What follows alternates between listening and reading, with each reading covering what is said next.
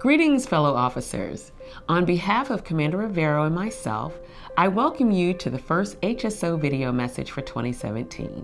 The PAC is hard at work and has made great progress thanks to the commitment and tireless efforts of many officers. We have 13 initiatives underway, and I wanted to provide a brief update on just a few. I was recently selected to serve as the chair of the CPO Awards Board. The CPOs review PAC award nominations before they're submitted to the SG and/or the Commission Corps Awards Boards. Lieutenant Commander David Young has been gracious enough to serve as my right hand, and we have partnered with Lieutenant Commander Dorinda Ball, the awards manager for DCCPR and fellow health service officer, to enhance and streamline the process for submitting awards to the CPO board and to improve the quality of submissions. Besides shoring up the process, another key goal is to address two major issues we have heard from officers: the lack of understanding of the award review process and the timeframes.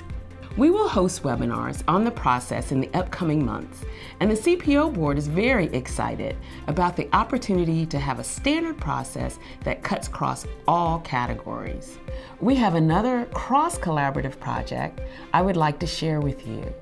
Due to the increasing awareness of the HIT-PAG across the Corps, we have been invited to partner with the pharmacy category to develop a CPO Wikipedia page.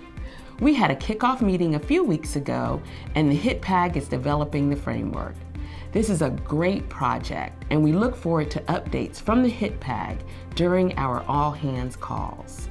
Last month, the Readiness Subcommittee leadership, along with Commander Rivero and myself, met with Red Dog to share our Advanced Readiness Initiative and the significant amount of progress that has been made. They are very impressed with our framework and progress, and it was clear that we are aligned with the direction that Red Dog would like to pursue regarding training and technical readiness. Kudos to the Readiness Subcommittee and the representatives from the PAGs who have done a tremendous job to develop this important initiative. We have another partnership initiative with DCCPR. We are working with their recruitment team to prepare for the next open application cycle. If you recall, last year was the first year we were involved in the review of applications for health services candidates. The Recruitment and Retention Subcommittee did a phenomenal job to stand the process up in a short amount of time, and we have incorporated this activity into our core business functions by establishing committees within the PAGs for this purpose. But we did not do this on our own. Other PACs, and notably the pharmacists, assisted several other PACs to stand up their processes. This partnership has continued, and the PACs meet regularly to share best practices and resources. The recruitment process, from the initial application to being called to active duty, is a large-scale effort, as you can imagine. Our Recruitment and Retention Committee is working with DCCPR to develop the draft for a comprehensive project plan. The committee will submit the draft to the other PACs for their review and input. Once the edits are incorporated and agreed upon, the plan will be finalized and distributed to the PACs. The implications for this type of approach are enormous, and all stakeholders are very much looking forward to having this guidance.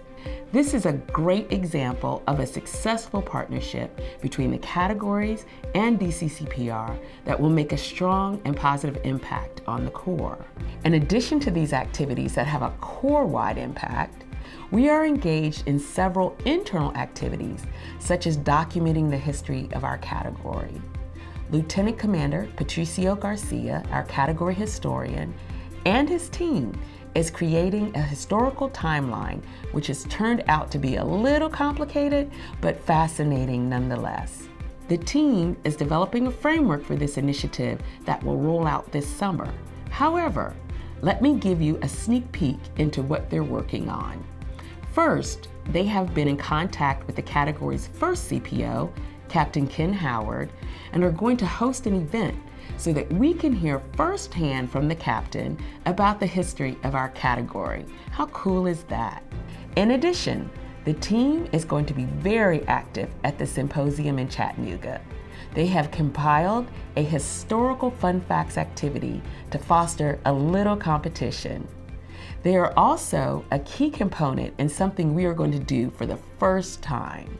We have established a Category Day opening ceremony to commemorate our history and to acknowledge the importance of the largest gathering of our officers. The Category Day Subcommittee has redesigned the agenda to make it fun and interactive. The purpose of the redesign is to allow for open discussion of relevant topics while at the same time providing an opportunity for officers to get to know each other. And our new Health and Wellness Committee is going to be on the scene to host activities to get us up and energized.